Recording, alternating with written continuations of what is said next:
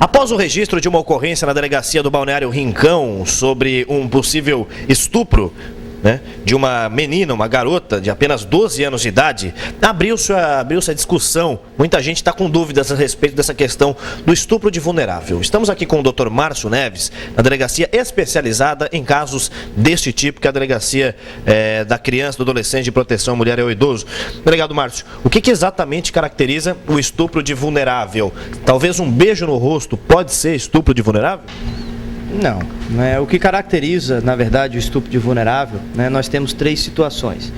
É quando alguém pratica qualquer ato libidinoso contra uma pessoa menor de 14 anos, então, ou seja, antes de completar, de fazer o aniversário de 14 anos, quando ela não pode oferecer resistência porque está embriagada, porque está desmaiada, e aí alguém se aproveita e faz um ato libidinoso, ou quando a pessoa, por alguma deficiência psicológica, não pode oferecer resistência, não sabe o discernimento daquele ato sexual. Nesses casos, a vítima é considerada vulnerável, e aí quem comete um ato libidinoso contra essas pessoas, em tese, comete o crime de estupro de vulnerável, e a pena é de 8 a 15 anos de reclusão. O crime é grave, é considerado hediondo, e aí o que gira a discussão e é o assunto em questão?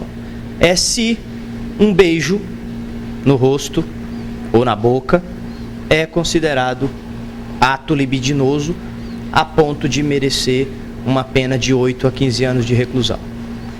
Eu trabalho isso em sala de aula, eu sou professor dessa matéria na faculdade, e pelos julgados que a gente tem no Supremo Tribunal Federal, no Superior Tribunal de Justiça, nos tribunais do Brasil afora, juízes e promotores não têm processado e não têm condenado ninguém que assim proceda por estupro.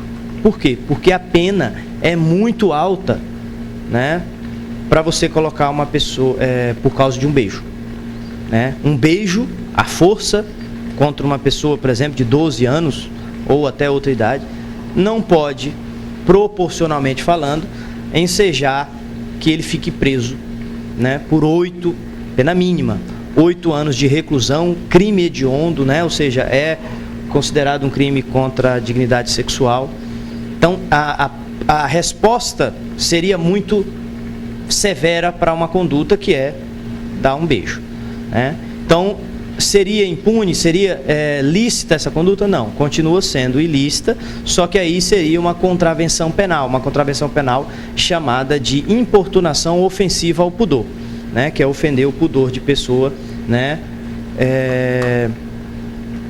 contra a vontade da vítima, Então, aí a pena, por ser uma contravenção penal, é uma pena mais branda, que aí seja a pessoa que faz isso, há uma pena de prestação de serviço à comunidade ou de pagamento de algumas cestas básicas para alguma instituição de caridade.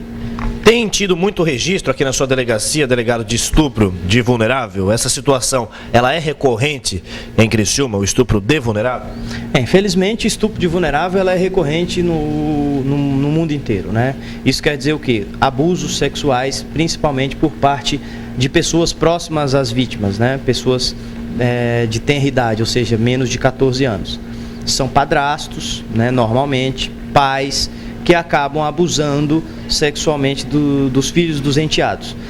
Em que é esse abusar? Precisa ter a conjunção carnal, ou seja, a introdução do órgão genital masculino no órgão feminino para ser considerado estupro? Não, não precisa. Basta que seja qualquer ato libidinoso. Pode ser a manipulação, ou seja, o toque, ainda que por cima da calça,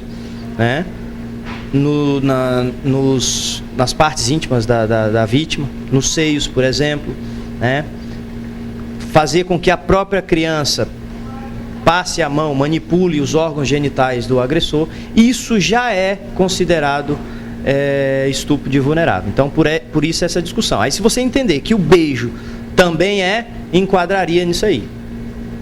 Então, a situação é um pouco delicada, tem que ser tratado com muito cuidado, A polícia não pode sair pegando as pessoas de todo e qualquer jeito só porque a vítima acha que é estupro, não é assim, A gente tem que ter muita responsabilidade.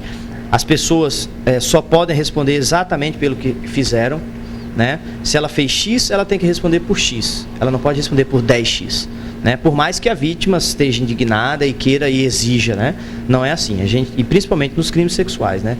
As consequências são extremamente severas. Por exemplo, naquela questão aí que o senhor falou do toque nos seios do vulnerável, né? Como é que é comprovada essa situação? É a palavra da vítima contra a palavra do agressor. Como é que o senhor busca comprovar para realmente fazer com que o agressor pague? Normalmente esse tipo de crimes são cometidos, como diz o Supremo Tribunal Federal, na clandestinidade, ou seja, em locais que não tem outras pessoas para poder presenciar aquilo. Né? Então, normalmente acontece em quartos, dentro de casa, em locais ermos. Né? Por essa razão, você não pode achar que se não tem testemunha ninguém vai ser condenado. Porque se fosse assim, a maioria desses abusadores, né, de crianças não seria condenado, porque eles tomam toda a cautela para poder ir para locais que não têm testemunhas. Então, diz a jurisprudência, os estudiosos do direito, que a gente tem que analisar todo o contexto probatório e a palavra da vítima, ela tem, nesses casos, porque não tem testemunha, um valor probante excepcional. Isso quer dizer o quê? Acima do normal de uma versão de vítima comum. Né? Então, ou seja, se dá um crédito maior. Por que ela está falando isso? Ela, né, a gente acredita que, em princípio, ela não iria sair de casa para dizer uma coisa grave dessa contra alguém, embora a gente saiba que às vezes acontece.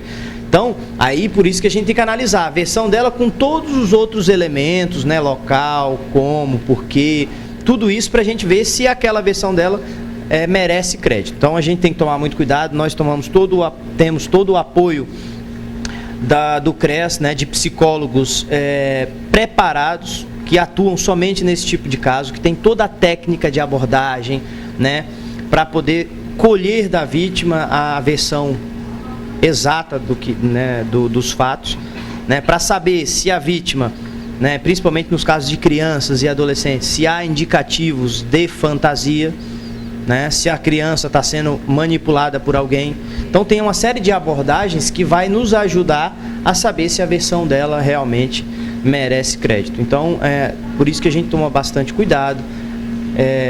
A situação é grave e pode acarretar para o suspeito uma consequência muito grave.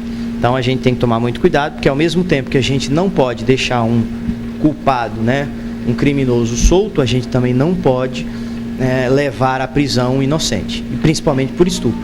O dano seria assim extremamente gravoso e em alguns casos até irreversível. Então, por isso que a gente toma bastante cuidado nesse tipo de assunto.